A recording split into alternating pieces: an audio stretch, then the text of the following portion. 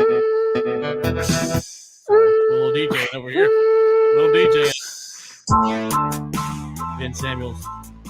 He's Ben Samuels. Matter of fact, let me switch this around. There we go. He's Ben Samuels. I'm Ryan Ray. Don't Want the Facts. On the Facts Podcast, live stream, etc., etc., etc. Mr. Samuels, how are you doing today? Doing good. I saw this morning that Dustin Pedroia decided to retire, so I was watching the news conference right before we got on air here. For those that don't know, maybe he's, in my opinion, he's one of the best, but maybe that's some homerism. But long-time second baseman for the Red Sox, won a couple of championships, was awesome to watch. Watched him a bunch when I was at Northeastern in undergrad. So somebody that I really appreciated a career of. Unfortunately, had a bunch of injuries at the end there, but awesome to see him finish it up. So. When you said Dustin, I thought you were going to drop the Dustin Diamond died. Screech from Saved by the Bell. we can talk about Screech. He's had an interesting post Saved by the Bell life.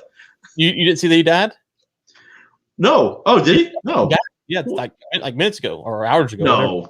Yeah. Yeah, apparently he got lung cancer a few weeks ago.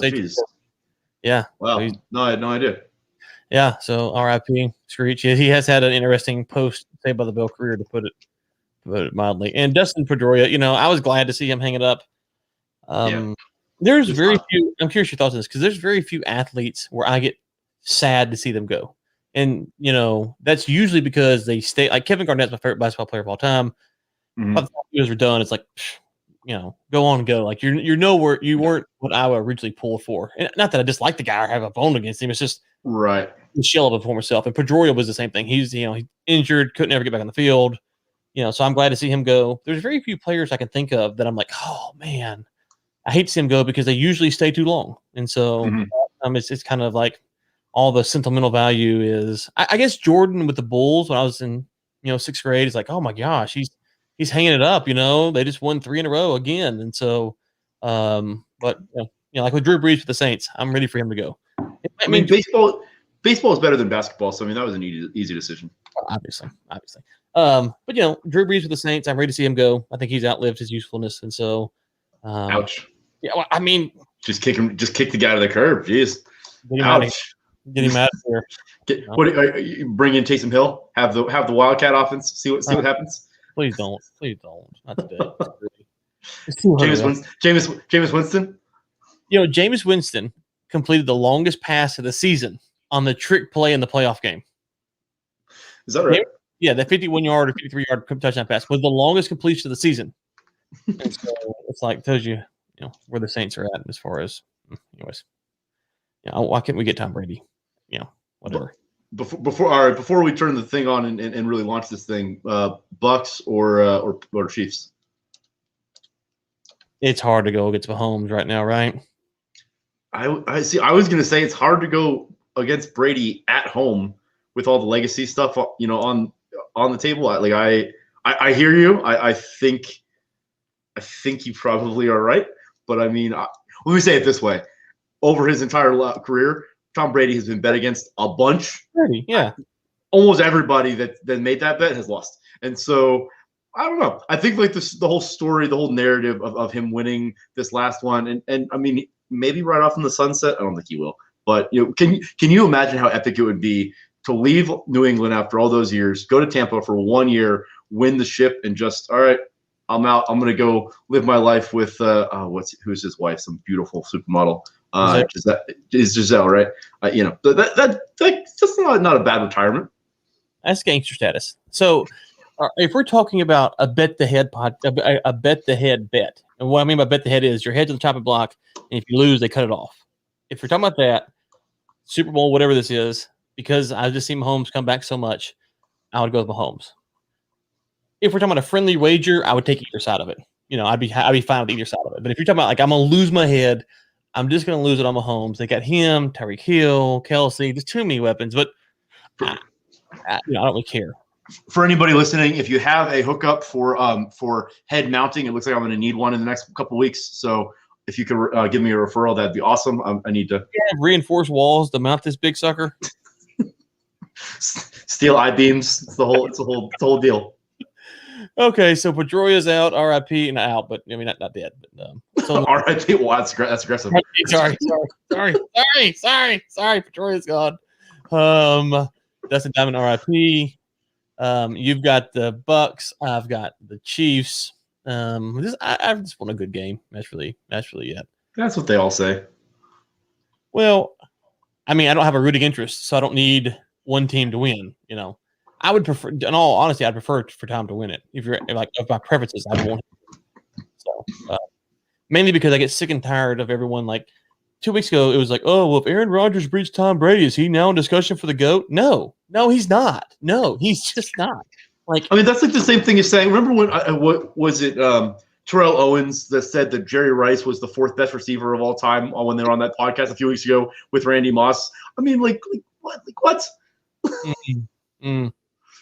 Wow. Don't let the facts. But it's like, come on now, guys, you gotta quit. You gotta quit trying to put everyone in Tom's spot. So even if Mahomes wins it, he's not in Tom's conversation. Roethlisberger's got 2. Manning's got 2. There's guys that got Peyton's got 2. Having 2 doesn't mean anything. And it doesn't mean it means something. It doesn't mean you got 6 and been to 10. Okay. Yeah, I mean, I think the narrative around Mahomes though is just the unbelievable start, right? I mean, he's on the verge of winning the second one with all the other records, and so he's sort of setting the pathway that if he has a similar in terms of duration career that like these Rodgers and Breeze and Brady guys does, you got to think that he's going to destroy a lot of those records. But it should be fun to watch. Yeah, he'll break the records. I don't doubt that. But will he go to 50% of Super Bowls? We go to a Super Bowl basically every year. I don't think we'll ever see a run like we saw with the Patriots for those years. I mean, that was stunning, like just stunning, and they didn't even really have. It wasn't even like they eked by. I mean, they were running roughshod over the entire league for the better part of 2 decades. I mean, I don't know if we've seen that in any sport. Like, have we seen that ever before? The closest thing I can equate is how you've dominated the Permian for the last 2 decades. It seems like 2 decades, let me tell you. But I mean, what, like the Celtics in the 60s or no, the Celtics in the, what was it, the 70s? I mean, but I mean, like, it's in our lifetime, right? You'd have like the Yankees and the Bulls in the 90s, but that's only a decade. Right. And so that would be, that would be it. The Lakers, kind of for a period there, but in our lifetime. Anyways, all right, so let's talk about, I don't know, did you hear, you probably didn't hear the story. Have you heard of the company called GameStop? I like bought some video games from them when I was a kid, and then when I went to go sell them back to them, they wanted to pay me like 15 cents. But other than, I mean, have they been making the news recently? No, I well, I don't know. I saw something on my feed. I didn't know what was going on. I thought maybe you might know. So. Oh, it's the Sherlock Holmes. Wait, no, Sherwin Forrest. Wait, what is it? Robin Hood. That's what it is. Hey, there it is. By ruining your portfolio. Can I tell you a quick story about Robin Hood? Please. So last week when all this was going on, I had no stocks in GameStop or any of those, AMC, BlackBerry, none of those. I had them in my little portfolio that I had. And I was going to cash out obviously insignificant would be more little. Irrelevant would be more. I was going to cash out, and so the Brinks truck came by. No, I'm just kidding. So I was going to cash out, and because I was frustrated with how Robinhood handled it, I got frustrated with Webull. Then Webull kind of came back and owned it. What was actually going on with Robinhood's kind of played this. Webull things off the hook now, but Robinhood, as O'Leary would say, they're dead to me. And then I saw the talk about the Wall Street kind of getting on the silver train this morning. So I said, okay, I sold all my stocks and was prepared to transfer. And I said, well, let me put, I think like $500 on this silver stock just to catch it, cut a little margin off, and get out just to see, just to say I was a part of the Great Awakening. Just to say that, like everyone used to have those Livestrong bands. I wanted to have my Wall Street band. That's all. And then communists would not execute my trade. What do you mean? They sent me a thing that said, sorry, we hope to execute trade by 4 p.m. Eastern on Monday. I'm like, I put this in last night, so it'd go through when the market opened this morning.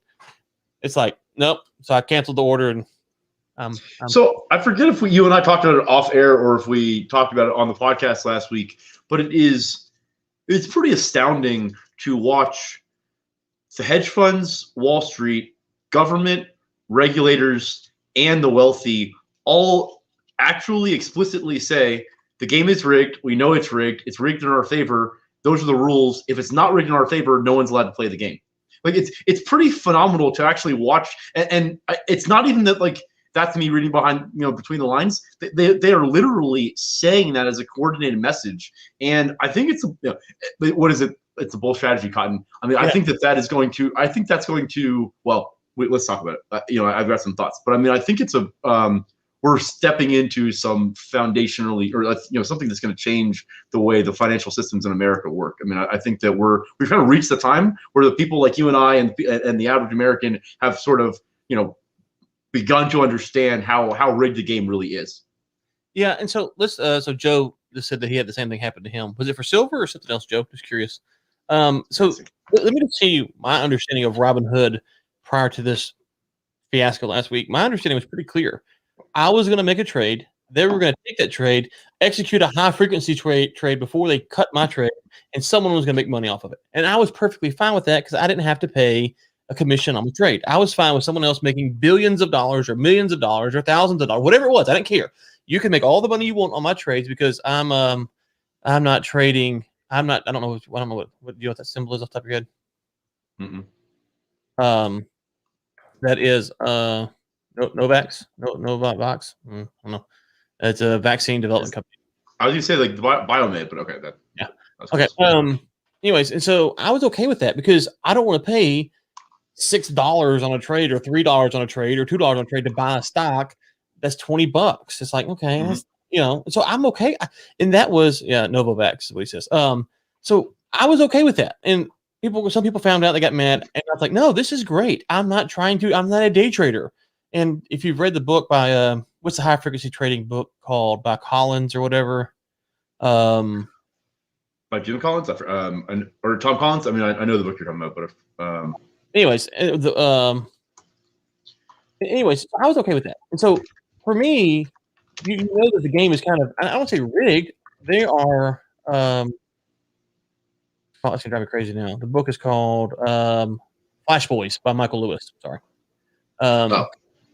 So they go through high frequency trading and how it works and how they move the servers around.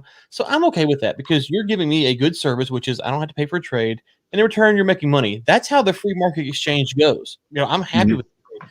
But then when you say, well, hold on, actually we're calling up Bob here, and Bob has a little skin in this game, and Bob doesn't want you making this trade. It's like, okay, well now we've got a different problem. And so I think to your point, I don't know how people realized until last week that they were the high frequency trading thing was going on. I'd known about that for some time, but I didn't know that Citron and these other guys were behind it another level. Were you aware of that aspect of it too? Because I wasn't aware of that. Yeah. Okay.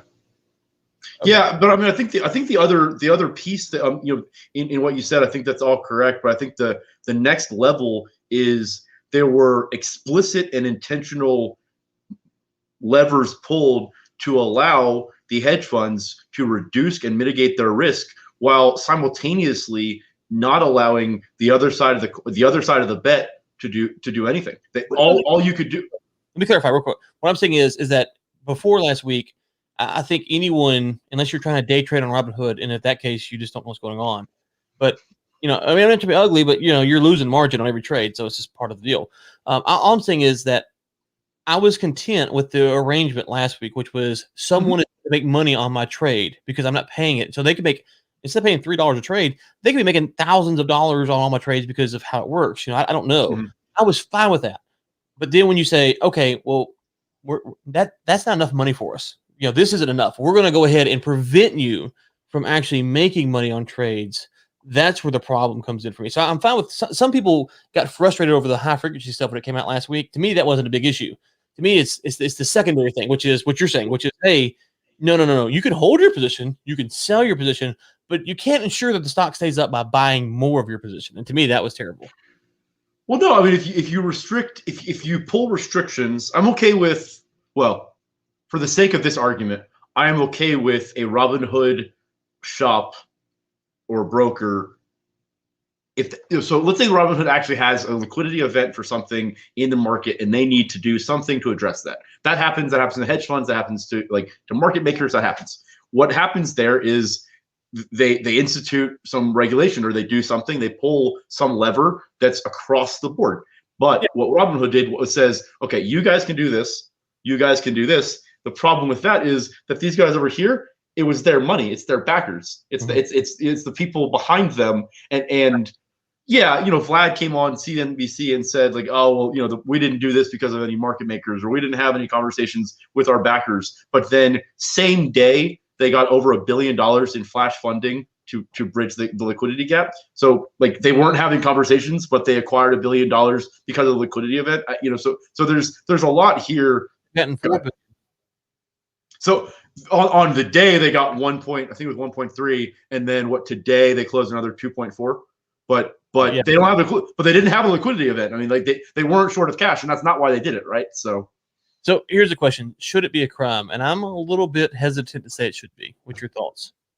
I unequivocally, and I don't know who because I don't know where the blame lies, but I unequivocally believe that there are people both in the hedge funds and at Robinhood, etc., that should absolutely be in prison over this. This is on the same par. Now, it won't have nearly the same effect, but it will be on par with the 2008 fiasco in terms of the policy changes and what's going to happen as the fallout from this. This sort of event is game changing. It really is. And so, I absolutely would. I cannot believe to this day that in 2008, the only person that ever actually spent a day in prison was some low level guy that just became the fall guy. And so, will that probably happen again? Yeah. Yes. But do I believe that some people should be held accountable by spending prison time? And honestly, I won't name names, but there's a couple of major hedge funds out there that are sort of in the middle of this. Like, do I believe that those firms should be going after with the full force? Absolutely. If you're rigging the game and you're able to literally execute stealing, it's just you have to be held accountable. And previously there hadn't been an opportunity to do so on this scale, and if unfortunately for Wall Street with the administration that's in force right now or implanted right now, I don't think they're going to get away with this. It's going to be interesting to see what comes. Hey, while I'm responding, can you look up how to block a user from the podcast? So can we bring him in as a moderator? He's clearly on it. I mean he clearly understands. I've offered him multiple times to appear on the show, so I'm regretting that decision now. He might take me up on it. No, I mean this a permanent comment moderator. He clearly understands the conversation. He gets what's happening here. I mean, yeah. Just to be clear, he thinks that you should be in with the rest of the corrupt people. Just to be clear. That's not what he said. Yeah. Don't let the facts. Let me get that up there too. So let me just say this. Let me clarify my point. If there is no law in the books to prevent this from happening, I do not want a new law written. If there is a law, then enforce the law. That's what I'm saying. So if you're saying that there is a law, then enforce the law. And if there is not a law, I do not need a new law, because the new law will not hurt anybody but me and you. It will not be used for these big guys. That's an interesting point. So baseline level, I'm never in favor of regulation, but at the same time, I think it's a delicate balance of I'm not of the opinion that just carte blanche at all times, no matter what policy, should not be enacted. I think that something like this, if there is a way that actionably reins these things in and is not in favor of Wall Street, but actually brings back to the middle, I would be in support of some regulation, because I think the ability for these private equity funds these hedge funds and institutional funds to do execute the high frequency trading, I mean that specifically is something that you or I could never do, no matter what. Right. But if you or I were able to do that, I mean, that's how you make the money. Yes, you and I can make money in trading stocks. Yes, but if you're able to execute on that level, it changes the game to a level that you. Did I just lose audio? No, you're good. I think I did. Can you hear me? Yeah, I can hear you fine. Hold on, I lost my headset. If you can hear me, then so I think at the same time, yes, do I want the feds getting into this? No, that really scares me. But I think there has to be an answer, and it can't just be that shouldn't have happened. Let's move on. Because if given the opportunity to do it again, they're going to do it again. Before you say anything, give me 1 second. I know my voice is hearing, but I can't hear the audio. Hold on one moment. I'm talking to Joe directly now. Joe, you have got to quit supporting this man. His ego is too large. It's too big. We can't take any more Ben Samuels ego on this podcast. I can barely take it. The computer program struggles to split the screen 50-50 between me and him as it is, because his ego wants to push me out the way. And so please, for the sake of the show, for the sake of our friendship, for the sake of me not having to deal with this ego when we go off the podcast, please do not inflate his ego anymore. We can't take it. Are you back? He's not back. Okay, good. On top of that, most of his talking points, he won't admit this publicly, he gets from me. I email him the talking points. He just takes notes. And it's like you there? Yeah, I just put it back in. Yep. Okay, good. We'll pick up. All I saw was Joe laughing at something, so I'm sure it was an accurate statement about me for sure. I mean, I don't know what you said, but I'm sure it was accurate. So I think he was just enjoying the show, right? That's just what he was enjoying the show. So, anyways, what's going on? No, here's the thing. So, when I was growing up in Louisiana, you might have to put some headphones in. There's some feedback coming through. You have a wire set. There's some feedback. I don't. That's the thing. My headphones died, so no. Okay. Here, I'll skip back some. So when I was growing up in Louisiana, there was it was kind of maybe the first case nationally where there was this creep who was videotaping this girl in her, like he went across and drilled a hole through the attic or something and was videotaping it and all this stuff. And they didn't have a law for that. And so they invented a law, which to me was kind of ironic because it's like, okay, well, there's trespassing. There is invasion of privacy. There are certain things, there's certain principles that are at apply here. And it doesn't necessarily have to be, you did this, here is section code statute. It's there's an ethos to the law, the spirit of the law. And we've kind of lost that because if you read the book 3 Felonies a Day, what you will find is that prosecutors lose cases probably because they mainly suck at their job. And so they require more and more federal statutes to get their people. So Ben didn't hear that. It was an argument that's obviously above his stature. So it's, just speaking to the people now. That's probably the safest thing to do anyways. So Joe, how is it going while we're waiting on Ben? How is it going? Because this is a high quality podcast. How's it going where you're at in the world, sir?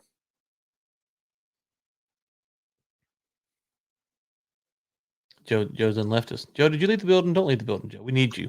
We need you, Joe. sorry about that. I was trying to look for headphones on the fly here. I didn't find any. So okay.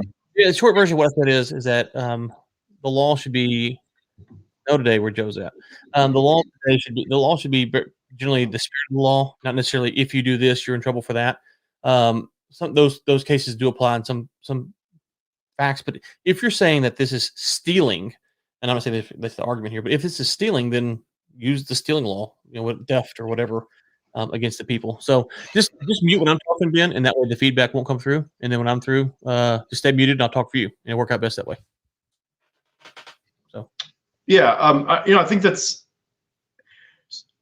to a degree, I think that this is sort of uncharted territory because to your point about theft. I mean, I don't think it's theft. I think it's something else. I don't know what offhand, but I mean, I think really at the end of the day, the most aggressive overstep in this whole thing was what I said about Robinhood was explicitly allowing one side of the trade to unwind and explicitly not allowing the other side to address that. And so it wasn't like they made something, like they did something unilateral decision and it was a bad decision.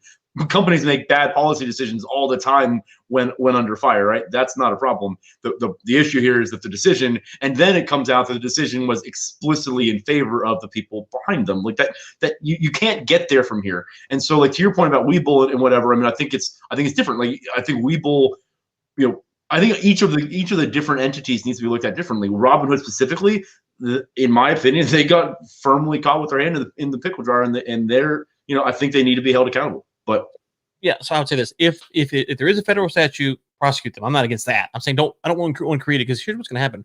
We agree that Robinhood's probably DOA. Like, they're not going to get their IPO now.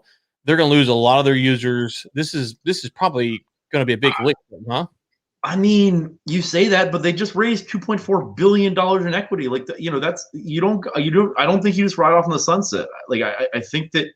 Like, I mean, in the 2008 crisis, like, I mean, Fannie Mae, Freddie Mac, they're still around, like different color, horses of different color, but they're still around. I mean, all those players are still here. Why in the world would we think that?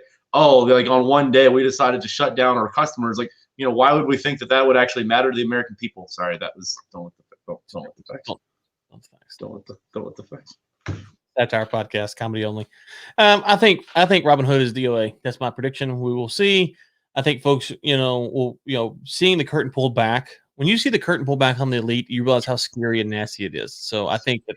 But let me make one more point before you respond, because here's the other thing that's going to. This is what's going to come out. My prediction: 6 months, 8 months, 12 months from now, there's going to be a book or a CNBC or someone's going to do the big expose, and what you're going to find is that Wall Street Bets put out, however many users they have, right? Okay. And those users accounted for, we'll say 50% of what actually happened on GameStop that day. And the rest of the money, I'm saying 50%, I don't know. The rest of the money came from other hedge funds who saw what was going to happen. And so they started pounding it hard and took it up to where it had to be. Then when the stops came in, obviously they shorted it. It went back down to 100, and then they bought it again. So I got a feeling that you're going to find that there's a lot of big institutional money on the Robinhood side that made a ton of money by looking at, the Samuels hedge fund and goes, okay, we're going to ride this way too. Why wouldn't they? And before we go, just Joe's called on. So it's good to see you back, Joe. Good to see you back, my friend. You're muted. Did I just get reduced from good comments to good beard? Well, maybe that's an upgrade. Is that a downgrade? Is that an upgrade? I'm not even sure. So are you planting a flag? Let me just, I want to be clear. Are you planting a flag today that you think that, I mean, at some point that Robinhood actually is going to, they're not going to be a thing? Like, they're rolling up? You don't think they'll survive this? Their IPO is dead. They might sell, be bought up by someone else. I don't know what kind of data they have and all that kind of stuff. So they might be integrated somewhere else. But the IPO and all that stuff, those dreams are over. Or if they do go, we might get a WeWork 2.0. I can only hope. Because Vlad the Vampire. Vlad the Vampire. You know what we should do? We should have, what would be really good for 2022? Years. Has he seen the sun in 3 years? Seriously. Well, it would be really good for 2022 if Vlad, that Martin Shkreli whatever guy, and the WeWork guy got together and started some new IPO. Like, that seems to be a really good combination of people. I want to have the SPAC that's involved with that.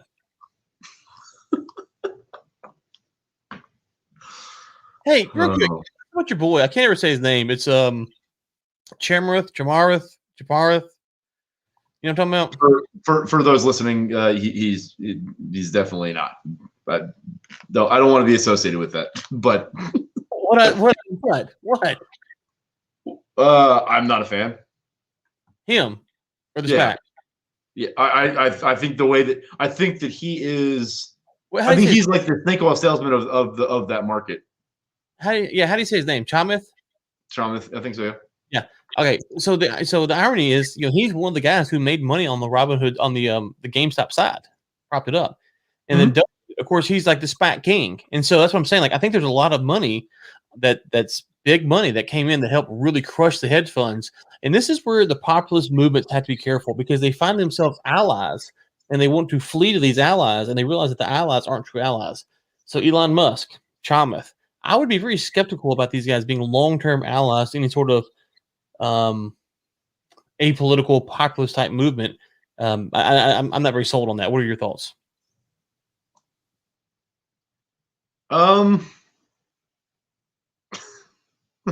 True. That's a good question, man. But I don't really have. I don't know. I don't feel strongly either way, to be honest with you. It's not. I mean, I don't know. My Bitcoin transfer to Joe hit finally. What's that? My Bitcoin transfer to Joe hit finally. Thank goodness. There you go. We can talk about Pomp if you want. No, I mean, like. But Yeah, I'm just saying I'm a little bit scared. I don't care if it's these guys or not. Super like I'm a if you look, I don't know about the Chamath guy. What I know about Elon is his business is intricately tied up with the government. And so, yes, he does push back and stuff. I'm just a little bit concerned that if you think that he's on your side and the government says, if you don't shut your mouth, we're going to pull all that carbon credit business from you, that he doesn't go, you know what, I'm going to shut my mouth. I mean, they're like at that level, I think they're all sort of, you got to play to the master. You have to counter who's, But these guys are being held as heroes. That's what I mean. No, that's what I'm saying. I mean, like, so like, I mean, when I look at Shawmouth and what he says, I mean, like, he's really good about marketing it, but at the end of the day, I think that he is part of the problem. I think that he is like, yes, he was part of the push on GameStop on the right side, but that to me was more of a like, hey, I want to do this so I can point to having done this. But if you look at who he is, what he does, who he operates, what he operates, how he runs his business, I think he is very much a part of the problem, and so that's why I said that. Dave Portnoy would be the exception. Dave, I think, seems to be outside the realm of the nonsense. What do you think? So it's really interesting you say that, because I was actually thinking about that just like last week or the week before. I think you and I spoke about Portnoy, maybe on this podcast, but certainly if it wasn't on the podcast, it was off air. We talked about it, and I told you that I wasn't really a fan because I when I think of Barstool Sports, I kind of get this notion of just kind of like the tabloids of sports and saying things to be incendiary and divisive, but just like not actually bringing home the conversation. It's just sort of like noise. But so whether or not that is true, as of recently, I've taken some time to really dig into listening to what Dave says and like his he goes on Twitter all the time and like whatever. Have been really impressed. I mean, I think that he is the embodiment of, hey, I have to play the game because this is the way the game is played, but I'm going to use my platform to actually do some good, do things that are direct benefit to the community. And I haven't looked at the new numbers, but I mean, he's been raising funds through the Barstool Fund. I think they're over $35 million to help small businesses just in this last year in raising capital. And they're doing some things that are actionably moving the needle. And I think also he has proven to me that he's exceptionally brilliant. I mean, he gets it. He understands what's happening. He's not a shill. I think I've been really impressed. And so if I did say that on air, I want to retract. Or if I said anything like kind of negative, I want to retract that, because I think that he is one of the ones that I like to point to as kind of a model of you don't have to run roughshod over the people that helped you get there. Yeah. So my Barstool exposure is pretty limited. I listen to the Pardon My Take podcast during football. During not football season, I usually turn it off, but during football season, I'll listen to it. And then I listen to, they have a show called Barstool Sports Advisors, the gambling show. And oh my gosh, it's so funny. And it's got Dave, Stu Feiner, and Big Cat. And that's a really funny show. So I'll watch that. Beyond that, I know some of the names of personalities. I don't watch their stuff. I've seen a little bit of it, and it's not really my deal. Because it's kind of what you're saying. It's kind of more tabloidy and whatever. So, however, the thing about Portnoy, and I'm not so sure about his employees, but Portnoy, because he's built a business, he's a little bit different than Mike Greenberg or Bomani Jones or Dan Le Batard or some of these guys who are just kind of stepped into the booth, done a good job, but have been elevated by this larger platform that they're on. And so I think that's what Portnoy gets, is that he plays a character, and sometimes the character is annoying, sometimes it's fine. But I think he understands that his business is going to get crushed. Whereas Dan Le Batard is going to be mad because he didn't get nachos every Tuesday or whatever it is. So I feel like if I were Dave Portnoy, I'd be pretty offended at. Well, I think I just figured it out. Maybe not. I think I'd be offended at the insinuation that I was like a what did you say? What did you call him? A Dan Le Batard? That's rude. That's me. Jeez. No. I'm saying that's the difference. So like Le Batard just worked his way up. Was very talented, but worked his way up through the big corporate shield process. Whereas Portnoy built his own business, and so Portnoy has a lot more sympathy for the average American, whereas Le Batard is annoying. I think so. Kind of a wine bag, if you're asking me. No, I just meant when I think of when I think of like Levitard or Skip Bayless or those guys, I mean, I think of those as like basically like they're like DJs on air for sports radio or sports talk shows. But like with Portnoy, I mean, like he runs a actually I don't know what the market cap of Barstool is, but I mean it's a massive media organization. So they're owned by Penn National. Who Barstool is? Yeah. Are they? Yeah, they got a Penn National, didn't they? Or partially acquired by. Maybe you're right. I thought that they had bought themselves out. I thought they had gone I thought they had taken it private, but I could be totally wrong. Yeah, so Penn National, this is on September of 2020, Penn's acquisition of Barstool. On January 29th, Penn National Gaming announced it was investing $163 million in Barstool for a 36% equity stake. So the $163 million consisted of $135 in cash. That's a nice day. It's a nice day at the office. And $28 million in stocks. That's a pretty good deal. Let's just be honest. If you're getting a 165 buyout and you get 136 in cash, that's a good day at the office. What happened to my camera? Did it turn off on me? It did. Yeah, that's when you actually do need the Brinks truck. Yeah, no doubt. I don't know how my camera there. Sorry. I guess it got too hot. It's better this way anyways. It's okay. It is better this way. Okay, what else we got? Let's see here, Mr. Samuels. Exxon Chevron. You were brokering that deal. What happened to it? I decided that I didn't want it to happen. I just decided to pull the ripcord. Just what they weren't going to pay me what I wanted, and they weren't going to pay the requisite $10 million fee like you and I have talked about. And so I just decided that I needed to kill that deal off.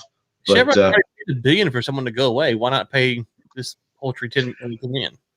That's what I said, and they told me to go up a tree and call Vicky, and I didn't pick up the phone and call her. So I don't really know. But I would like to point out that if that had happened, thank you, Joe. I see Joe's on point. Thank you.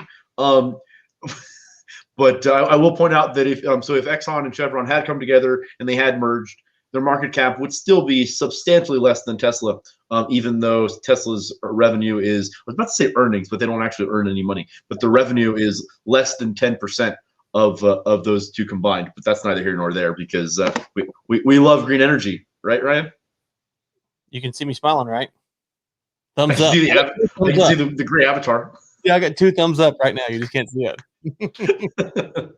So let me ask you this. What kind of reset do we need on tech stocks before oil and gas becomes investable? Not investable, but people will invest in it again. Like we need a 50% reset, huh? I mean, that's an interesting corollary. I don't necessarily even know if there's really a correlation at this point. The reason there certainly is, but the reason I say it that way is because obviously, we've only had the Biden administration in office for what, 12 days? 12 days. Oh, sorry. What's that?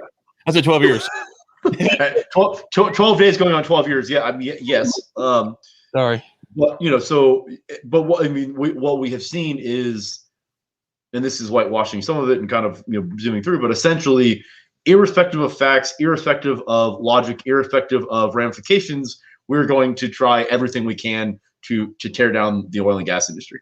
And I think that's an interesting approach. I think that, as you've seen, I mean, Wyoming came out a couple of days ago, and I think it was on Friday, and basically said, like, good luck, come try. Texas, I think, already filed suit, and I have full faith in Paxton, given how much Paxton fought against Trump. Like, the Paxton Biden show is gonna be interesting this term, I think. But I mean, what did he get? Paxton? What's that? Didn't he get in trouble for something? I thought he was getting booted. Yeah.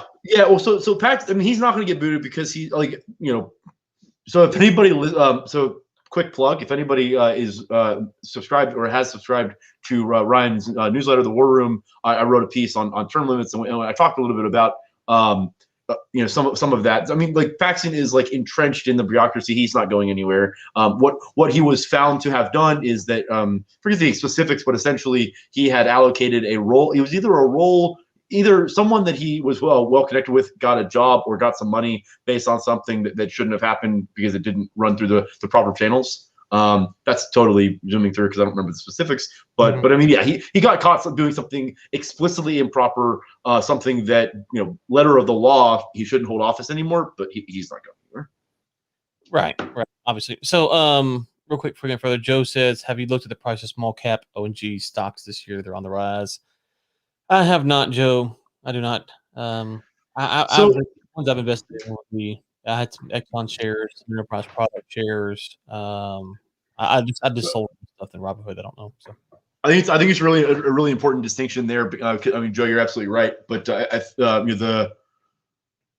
just want to point out that, in my opinion, I don't think that that's optimism of sort of the near term future. I think that that simply was an addressing the massive tank, that we saw in, what was it, late April, early May, I guess it was. On the energy stocks. I mean, you had when crude went negative, you had companies that have healthy balance sheets, that had good operations, that are still plugging away, take 50-70% hits, and so we've seen a retracement back to the normative, from that. But I guess what I'm saying is I don't see that as we're excited about what's happening going forward. I think that was just, we overcorrected too much last year, and we kind of have to bring it back into equilibrium. yeah, I mean, I just look at the stock market, and go, have no idea. Well, I mean, like the stock. I mean, I think we've talked about a bunch off air. I mean, the stock market, has completely and utterly decoupled from reality. I mean, like, this idea.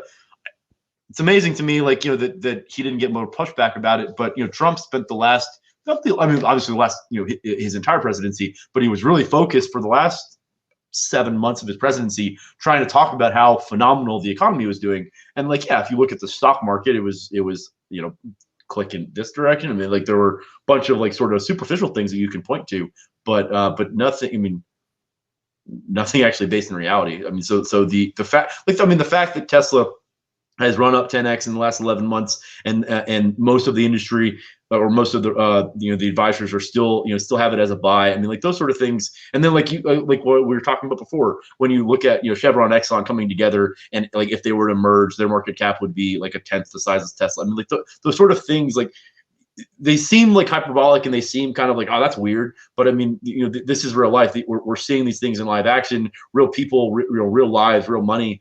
And when we see these things, I mean, the only answer is, yeah, like we talked about on the front end of the show. I mean, the game is rigged and not in our favor. And this is sort of, we're seeing this. And the fun part about it, Ryan, is when the federal government prints money and digs a huge financial hole, who gets to pay that bill? Do they pay it, right? The government does. Japan. We just passed a law. Japan will pay our bill for us. I like that even better. Is Japan going to pay the bill just like Mexico is going to build the wall? Yes, basically. They're not going to pay as high as percentage as Mexico was, but they're going to pay it. They're going to pay for it. Yeah, more or less. Sorry, Japan. Sorry. So I was listening to your boy Peter Schiff last night, your favorite commentator. So it's so funny. If you listen to Schiff, you would love like 87.3% of everything he says. It's that last 12.7. That last 12.7. Yeah, that's the 80-20 rule, right? You make 80% of your money off 20% of your customers. You have 80% of your headaches on 20% of your customers. Like, yes, that's correct. Yeah. So, Joe. Wow, Joe. Thank you. I don't understand.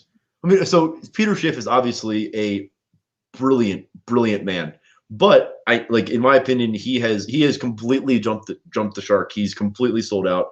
Let me say it this way. I strongly believe that someone that is as intelligent as he is cannot and does not actually believe the things that he says or tweets. Specifically? I'm sorry? Just the Bitcoin stuff or something else? I mean, most of the Bitcoin stuff, but I mean, the Bitcoin stuff sort of, I think, bleeds into, macroeconomics and market dynamics and sort of, where the country is and where the financial markets are. I think that the inability to understand the desire for the average person to have access to something like Bitcoin isn't just like, oh, I don't get it. It's a willful ignorance of the facts. I mean, don't let the facts. But I think at this point, I absolutely believe firmly that there can be plenty of reasons why not to buy Bitcoin, or I don't want to invest in it because of this, or I don't think it's going to work because of this. But just to patently sort of dismiss it out of hand as there's nothing here. It's there's nothing here.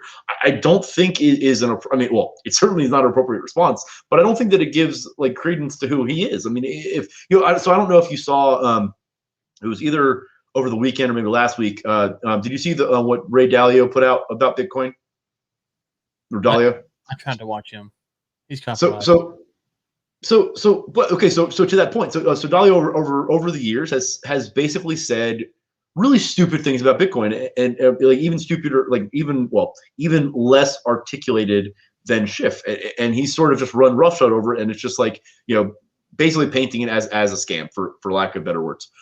Last week or over the weekend, he put out an expose that was, I thought, was very, very well written. It really gave, I mean, while still sort of admitting or confirming that it's not for them, and it's not like Bridgewater's going to go take out a Bitcoin position. He got into the weeds, and it seems like he understands the benefits and understands the desire for the impetus for this sort of change. And when I read what Schiff says, and maybe it is just about Bitcoin, but when I read what he says, it comes off as, I'm part of the entrenched elite, and this is coming after me. So even if this is legitimate, and even if there's something here, I cannot afford to be on board and be in support of this, and so I'm not going to be.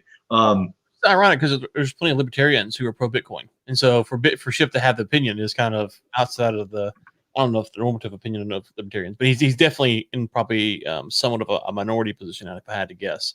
His Bitcoin. Mm-hmm. The thing, so Schiff, I sometimes I want to give him a show because sometimes I love him and sometimes I think he's too bearish. And I can't ever tell. Like sometimes it's good to turn him on because he's like he's get the flame. If you turn him on, he gets the torch out, the flamethrower out, the grenades out, the napalm out, and he scorch earth everything for about 30 minutes or an hour. And it's good to know that someone else agrees with you that the world is burning down. Like sometimes you just need someone else. Like, okay. But then there's sometimes I'm like, I don't know. And so when I look at Peter Schiff, I think about him in the same vein, not the same person for sure, but the same vein as like a Ben Hunt. You know Ben? He writes.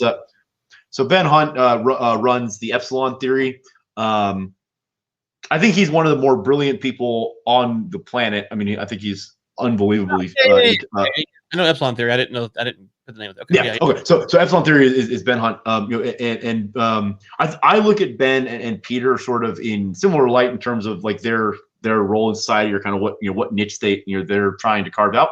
But I think that Peter, at the end of the day, I think that a lot of the content that Peter puts out it just sort of seems like it's self-serving. It's almost like, it's not tabloidish, but it's almost like the opinion. It's op-eds to push his narrative. Whereas like guys like Ben Hunt, they actually like want to dig into the context of the conversation and sort of parse out the argument and lay it bare. And while he certainly has very, very, very strong opinions, he doesn't tend to dismiss real things just sort of out of hand. Maybe it's just like a personal difference of messaging. And heck, I mean, we've talked about types of messaging on this podcast a number of times in the political realm over the last few weeks. And so maybe it's that, but it's just I would have let me say it this way. I'd have a hard time supporting someone like Schiff when I know what I know about Bitcoin and I know what he knows about it, but he still says the things that he does. It's like, okay, well, what else is he coloring? And if I'm listening to him about this other thing, what am I missing, or what is he trying to tell me that I'm not picking up, or whatever? Just sort of invites that that sort of distrust that makes it hard for me to listen. Anyone who's got a book is going to pitch his book, and so he's definitely selling his book on some level. And so he wants you to buy gold, he wants you to buy emerging markets. He wants you, because that's what he sells. And so, I think that's a given. Now, the question is, if you could see 100% of his portfolio and he was buying the same things that he's pitching you, then at least you could say he's eating his own dog food, and that's always kind of the question is, if you're eating your own dog food, then you get a little bit more slack. But if you're selling me A, but you're buying B, then that's a little bit different. Okay, let's see here. One other thing I wanted to get with you on. So you published your first expose, tabloid journalism. Basically, it was an assault against the Constitution on why you're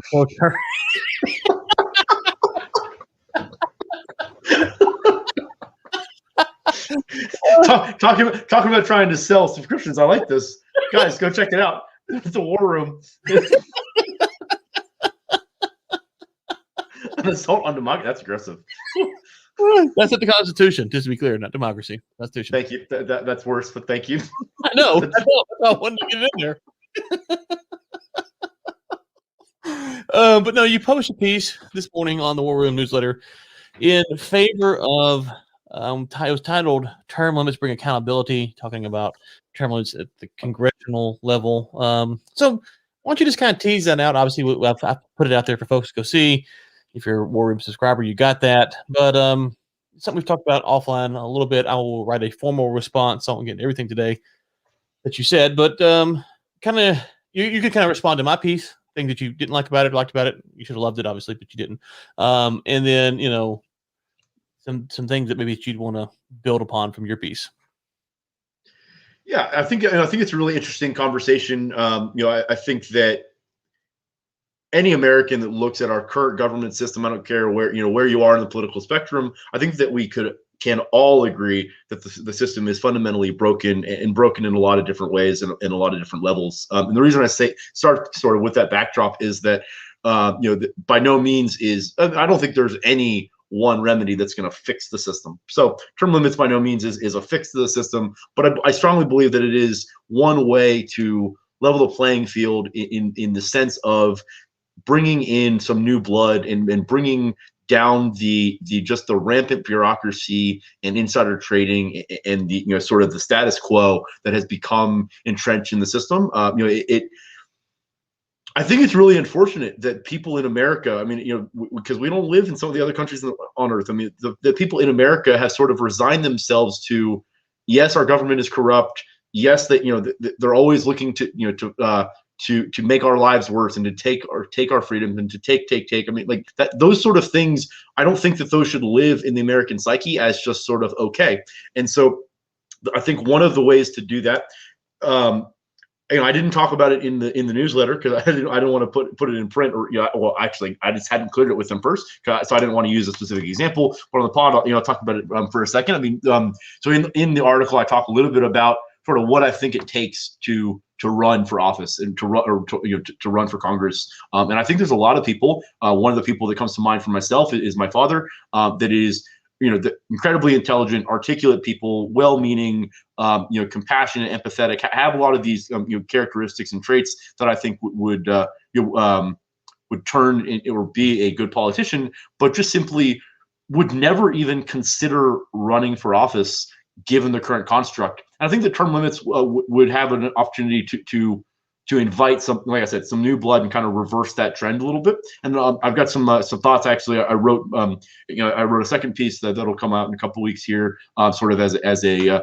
part two to that argument, because the term limits and the influx of the infusion of new blood in Congress certainly is a double-edged sword. That's not necessarily all a net benefit all the time. And so I think there's there certainly are multiple layers there. But as just sort of a quick primer, those are some of the thoughts there. And then like I said, this is going to be a multi-part series, and to a degree, given what Ryan, who Ryan and I both are, I imagine there will be some good-natured back and forth as well. I actually, it's funny. I actually made a point when I wrote the first article, just so for the people listening, I made it a point I didn't read. Well, I had read Ryan's previously, but I didn't read it, and like I wasn't responding to it. Sure.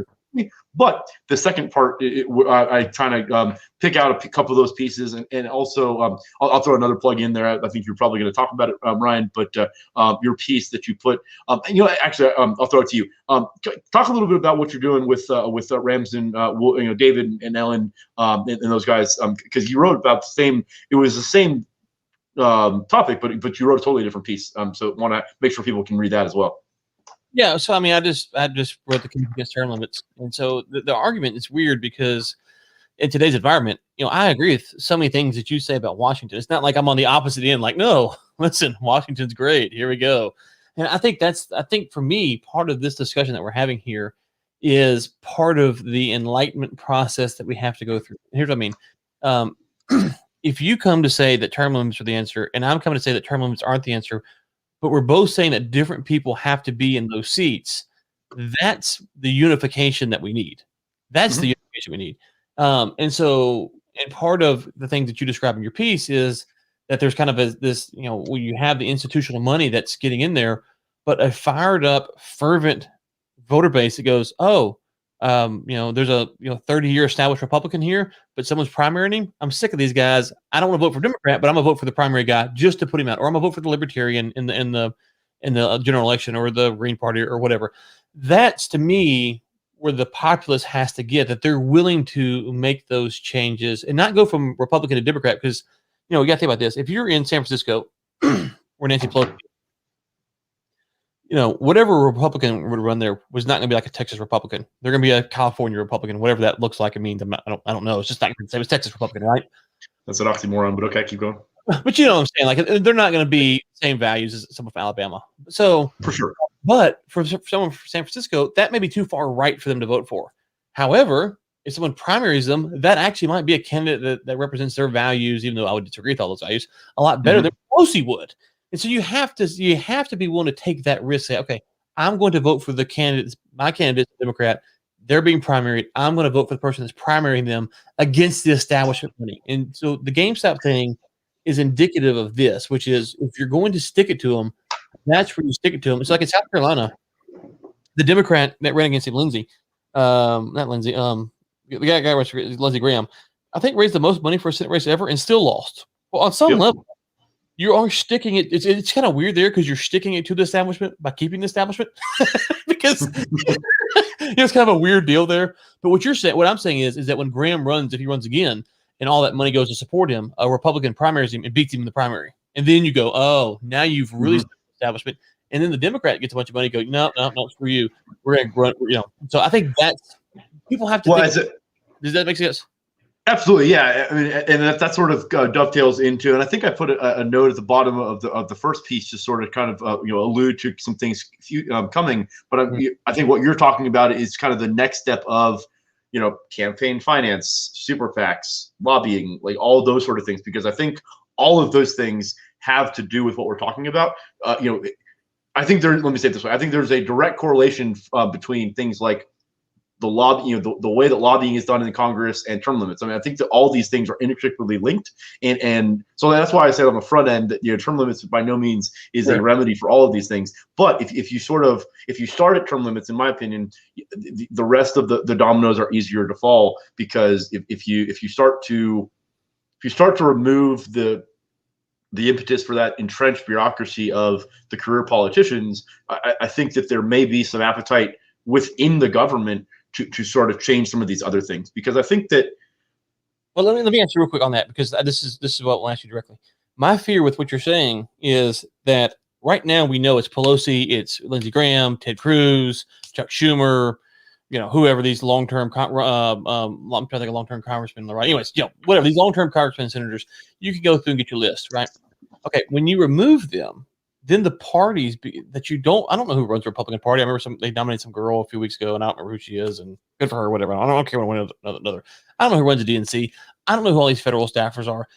They suck up that power vacuum that's left, and so then you don't know who it is pulling the strings. And so that would be my concern, is that you shift it from, now you can target. So you're targeting these long-term congressmen and senators, and I agree that they're the problem. But then you don't know who it is, because it goes to the back door. And once it's in the back door, back room, whatever, then it's hard to identify. Okay, is it the RNC, the DNC, is it lobbyists, is it special interests? Which ones? How do you figure it out? How do you stop them? So the term limits shifted is my. Go ahead.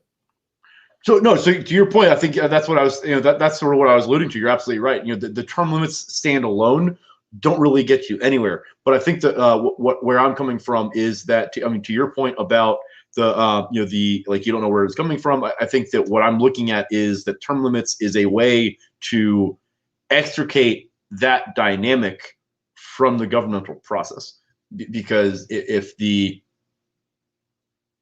chair of the DNC is powerful within the Democratic Party, but that person doesn't hold any, like, that person can't sit with. I actually, I don't know this to be the fact, but I imagine, you tell me if you have a counter argument here, but I don't think the chair of the DNC is sitting in the Oval talking to Biden about policy decisions, or sitting at the Pentagon talking to one of the 5-star generals about what to do next. I think that in terms of like the control and the power that person holds is sort of truncated within the party, and so I don't really, I care about that, but I care substantially less about that than like who is chairing the housing committee for Congress, sort of, or whatever, right? You're right, and I'm saying that's what exactly would switch. Does that make sense? So I agree that you're right now, but so if you said that, it's like so yeah, I think most congressional seats are going to stay blue or red, right? Mm-hmm. And so churning through them, and so Samuels comes up in the 4th congressional district. Not you, but it's Samuels, and he comes up. And he's a Republican. It's a longly held Republican office. When he gets to DC, I'm sure in this case now the RNC is giving him directions anyways. But even it's going to be like, hey, listen, here's your 4 staffers. They've been here for 30 years. They know what to do. They know what bills are right. Here's what you need to do. Listen, as long as you got here is 12 years at max. And so I think that all of a sudden those become more those become more powerful. So I'll let you get final word. But go ahead.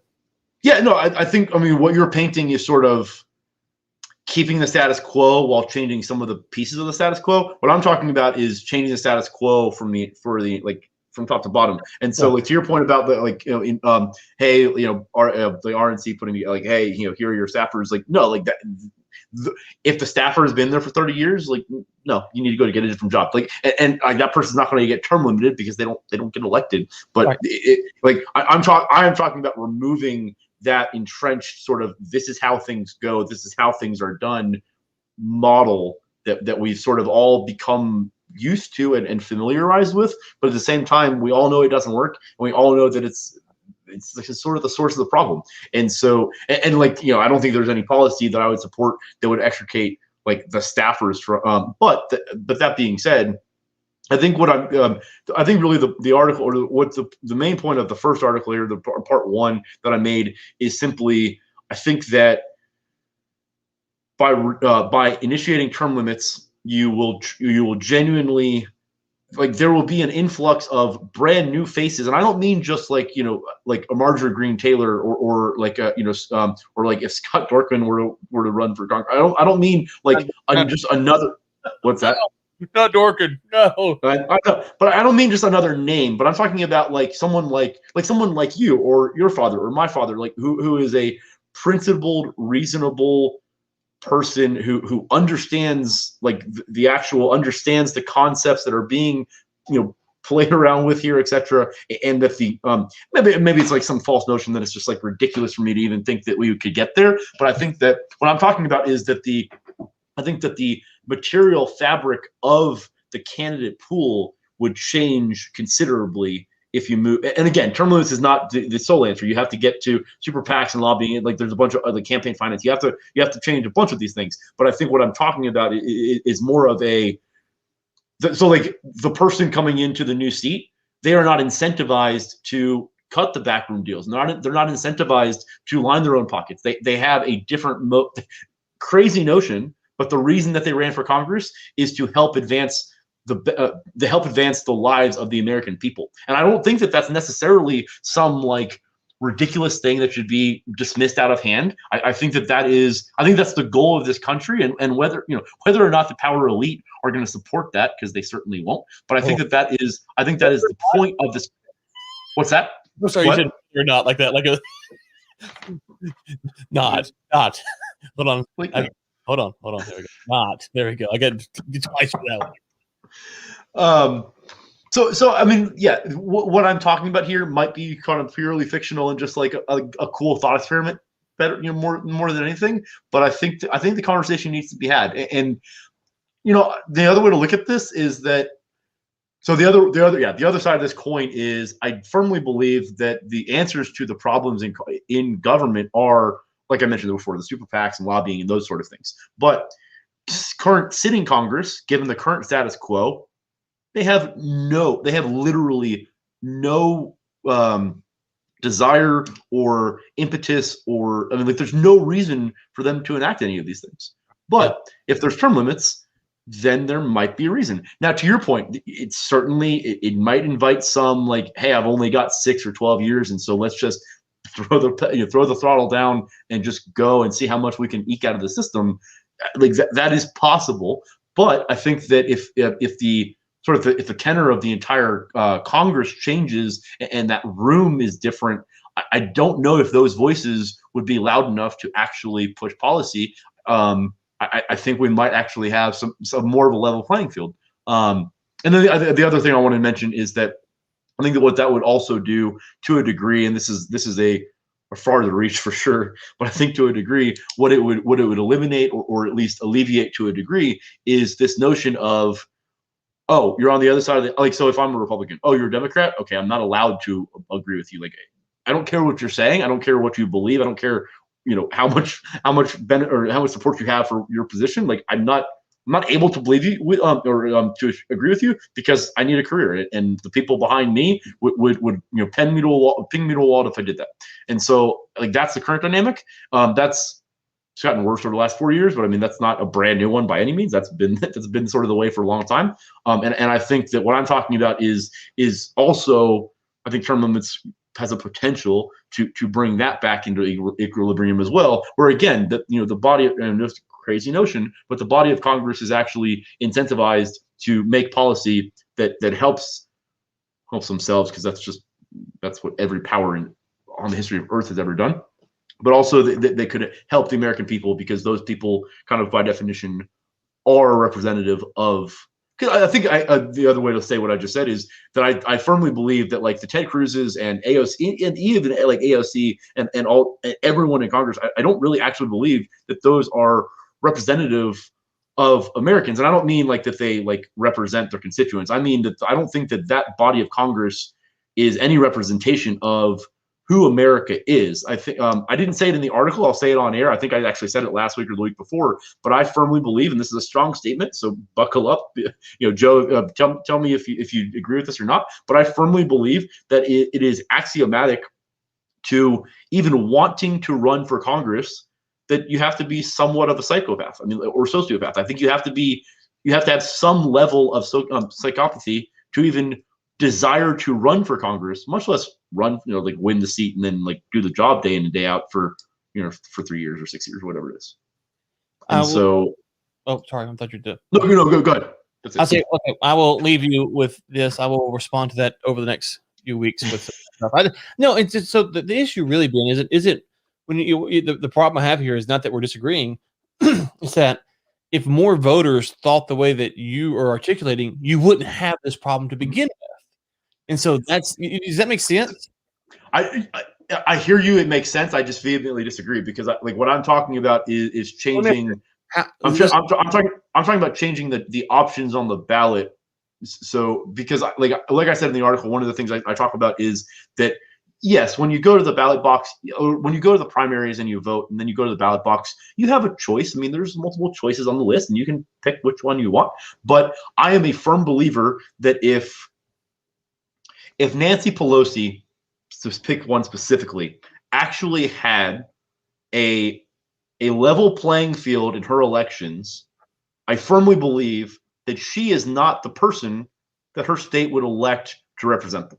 I think there's a much more qualified person. I don't know who it is, but what I'm talking about is, well, yeah, I mean, yes, but what I'm talking about, and what I talk about in the article. So one of the data points that I pull, that I talk about a little bit, is that over the last couple of decades, the average approval rating for Congress members of Congress, whatever it is, whatever, one of those. I think that sorry, the approval ratings for Congress members of Congress was like below 20%, while the reelection percentage was like over 90%. And so like that to me, like, you don't actually have a true choice at the ballot box. You do, but going back to what I said before, you only have a choice of the people that want to run for Congress given the current construct. And so like whether it's Nancy Pelosi or Nancy Pelosi 2.0, like, you're still getting the same sort of person. But I think if you institute some mechanisms if you give the person running the confidence that if they run a platform that advances the American people and they can effectively communicate that platform to the masses, if that platform is more appetizing to their constituents than Pelosi's, then that person will win the primary seat. But the problem is that that's only the case if that person also has the requisite money to do that, and the requisite power to do that, and the requisite connections. And what I'm talking about is getting to a point where Pelosi, to use her as an example, no longer has the ability to run for that seat. Therefore, on the ballot, there's going to be a new name. And like, is that name going to be better? That's not the argument. The argument here is not necessarily an alternative to Pelosi is a benefit and is a definite positive. All I'm saying is, if you remove the clause of the current government to maintain their positions, I think that's a net benefit to the country. But the more important thing is that I think it would incentivize a totally different pool of people to run for government. And so I think that's the important piece, because like, it's not just like turning the turnstiles just for the sake of turning the turnstiles and keeping we just want another face in the seat. It is an opportunity in my mind to change the dynamic of the way that the government, or the way that that Congress runs and works, because the motivations of the people in those seats would be different than they have been. I think that's the point that I'm trying to make. I will agree. I will give you a small W by saying this. I looked at running for my state congressional seat, not U.S. congressional seat. And I'm in an irrelevant district in the state of Texas. We're not in DFW. We're, as Ben knows, we're outside DFW, right, Ben? You're closer to Midland than you are Dallas. Basically. And we have a talking head congressman, Mike Lang, or whatever his name is. He's nothing spectacular. If I had to guess, he ran against himself but he was elected before I got here. Or he elected when I got here. Anyways. And I asked someone, what would it cost to run against this guy as a Republican? Because the Libertarian probably wasn't going to cut it. They said $500,000. And the comment I got back was the RNC doesn't really think he's anything special. He's not going anywhere. He just kind of has the seat. But it's going to cost $500K to primary him and beat him. That's for an irrelevant state seat in the state of Texas. So I do agree with you on that alone is a problem. That's not senator. That's not state Congress. That's not U.S. Congress. That's state Congress in Texas, which meets like once every decade, basically. So before yeah, seriously. But so before we log off here, I mean, I think that the case has been made made very clearly. Look at what the DNC did to Bernie Sanders. The Bernie Sanders. I don't know if he would have won the nomination. I don't know if he would have won the presidency. But the DNC made an explicit decision that they were not going to let him win. Like his own party decided, like, no, that's not going to happen. Yeah. And he had the support to do it. They just no, that's not the way we're going to go. And I think that, like, to your point earlier about the power that DNC and RNC hold, I think that's the power.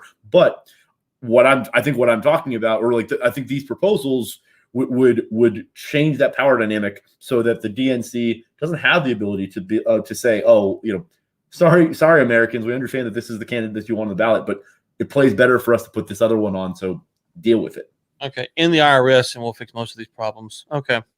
I mean, yeah, burn it all down. Burn it all down. End the Fed. There's a lot here. Hold on. Let me put up the big one if you start saying that. Hold on. There she blows. Don't let the facts. I'm pointing down at it right now. You can't see it. For anyone listening, I don't actually mean burn anything down. Please stay at home. All right, folks. Unless something crazy happens in this world, it should mean that it is 2021. Something crazy will happen. We won't be back until next week, right? Yeah, next week. So we'll talk to you then. Have a good day. Download the podcast. Let's press the button again. It's on iTunes, Spotify, anywhere you can find good podcasts. Talk to you next week.